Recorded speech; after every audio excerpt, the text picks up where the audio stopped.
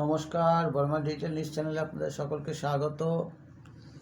আজকে বলবো যে পুরুষের চরিত্র কেমন হওয়া উচিত। পুরুষের চরিত্র হওয়া উচিত আমার মতে, প্রকৃত পুরুষের চরিত্র হওয়া উচিত শিবের মতো। কেন? শিব যেমন একটা বেলপাতাতে সন্তুষ্ট হয়, সেরকম সে অসন্তুষ্ট হলে পরে সারা দুনিয়া নাচিয়ে দেয়। সেই রকমের একটা পুরুষের চরিত্র হওয়া উচিত সুন্দর মনের মানুষকে খোঁজা। সুন্দর মনের মানুষকে খোঁজা মানে একজন মহিলা সে যদি প্রতিবন্ধী হয় আর পুরুষ যদি স্বাভাবিক থাকে, তাহলে তাকে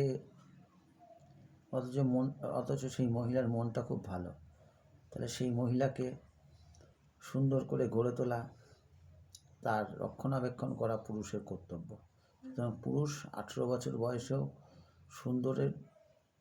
সুন্দর মনের পূজারী হবে, 30 বছর বয়সেও সুন্দর মনের পূজারী হবে, 90 বছর বয়সেও সুন্দর মনের পূজারী হবে। এটাই আমার মনে হয় হওয়া উচিত। আপনাদের যদি ভিডিও ভালো লাগে, লাইক, কমেন্ট, শেয়ার করবেন। Verma digital news channel subscribe করবেন, সকলকে বলে দেবেন। ধন্যবাদ।